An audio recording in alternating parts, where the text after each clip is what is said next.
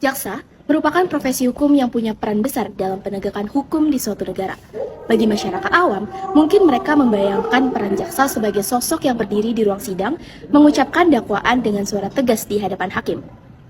Tetapi, tugas jaksa lebih besar daripada itu.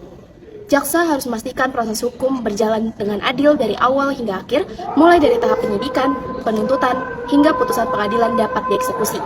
Dalam sistem peradilan pidana Indonesia, jaksa adalah penghubung penting yang menjaga rantai keadilan agar tidak putus di tengah jalan. Dalam menjalankan tugasnya, seorang jaksa tidak hanya terikat pada undang-undang, namun juga terdapat nilai-nilai etika yang harus dijunjung tinggi dan dipegang teguh dalam setiap pelaksanaan tugas dan wewenangnya. Tri Karma Adiaksa, itulah landasan utama dalam pedoman etika bagi seluruh jaksa. Terdapat 3 prinsip yang menjadi pegangan dari seluruh insan kejaksaan, yaitu satya, adi, dan wicaksana. Satya menggambarkan kesetiaan pada tugas dan negara, lalu adi, kesempurnaan dalam menjalankan amanah, dan terakhir, wicaksana, menggambarkan kebijaksanaan dalam setiap tindakan dan keputusan. Namun, antara prinsip dan praktik selalu ada jarak yang harus dijembatani. Seorang jaksa tidak jarang menghadapi dilema etis dalam menjalankan tugas dan wewenangnya. Tekanan dari pihak berkepentingan, konflik kepentingan yang tak kasat mata, hingga godaan penyalahgunaan kewenangan. Hal ini merupakan suatu keniscayaan yang pasti ditemui dalam pelayanan tugas seorang jaksa. Integritas merupakan syarat utama yang harus dipilih agar kepercayaan masyarakat terus hidup kepada jaksa. Dilema ini bukanlah fenomena baru. Jauh sebelum era sekarang ini, dilema yang sama telah hadir dalam kehidupan seorang jaksa. Pada masa ketika institusi kejaksaan masih berjuang menjadi lembaga independen, ketika hukum belum berdiri kokoh dan tekanan politik datang dari berbagai arah, dilema itu pun sudah ada. Pada masa itu, terdapat seorang tokoh yang peran dan panutannya terus terpatri dalam sejarah kejaksaan Indonesia, yaitu Jaksa Agung R. Suprapto, seorang jaksa agung yang membuktikan bahwa integritas bukan sekedar slogan dan omongan, melainkan nilai yang harus dijalankan dalam setiap keputusan dan tindakan seorang penegak hukum. Kalimat itu merupakan salah satu kutipan dari pidato Suprapto yang mencerminkan integritasnya sebagai seorang jaksa. Baginya, penegakan hukum harus dilakukan dengan kejujuran, objektivitas, dan tanpa kepentingan pribadi. Prinsip ini tidak hanya ia ucapkan, tapi ia pegang teguh dalam setiap tindakannya. Bahkan, ketika kode etik profesi jaksa belum terbentuk secara jelas, Suprapto telah menunjukkan bahwa integritas merupakan fondasi utama dari seorang penegak hukum. Raden Suprapto lahir pada 17 Maret 1896 di Trenggalek, Jawa Timur. Ia memulai karir sebagai hakim meniti jalan panjang penugasan di berbagai daerah. Karirnya terus menanjak dan kemudian ia dipercaya menjadi Ketua Pengadilan Negeri Pati. Pada 1949, ketika Belanda akhirnya mengakui kedaulatan Indonesia, Suprapto diangkat menjadi hakim anggota Mahkamah Agung. Ia ikut menangani kasus-kasus besar pada awal era baru hukum Indonesia, termasuk kasus pemberontakan Westerling yang mengguncang stabilitas negara. Pada 2 Desember 1950, Presiden Soekarno dan Perdana Menteri Natsir menandatangani pengangkatan Suprapto sebagai Jaksa Agung Republik Indonesia. Ia dipilih bukan karena gelar akademisnya, tetapi karena satu hal yang lebih berharga, yaitu reputasinya yang tak tergoyahkan.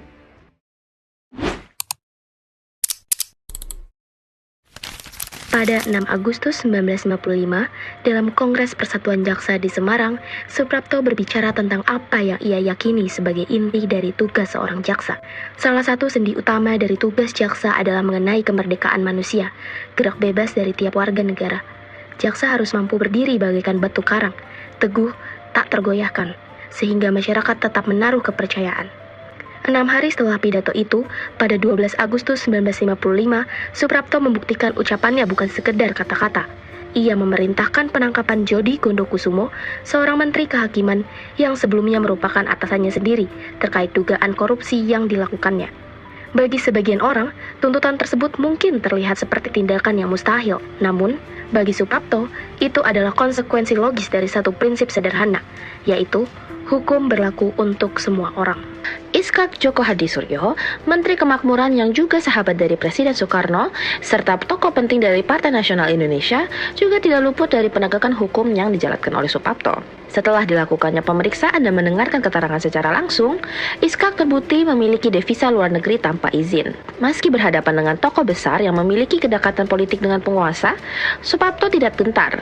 Baginya, hukum tidak boleh tunduk pada kekuasaan ataupun hubungan pribadi. Prinsip keadilan harus tetap ditegakkan secara objektif tanpa memandang bulu. Salah satu kasus yang paling menguji independensi R. Suprapto adalah ketika Menteri Luar Negeri Ruslan Abdul Ghani didakwa melanggar peraturan devisa karena membawa $11.000 ke luar negeri tanpa izin Bank Indonesia. Saat itu, tekanan politik datang bertubi-tubi. Perdana Menteri Ali Sastroamidjojo memanggil Suprapto dan memintanya mendeponir perkara tersebut demi kepentingan pemerintah.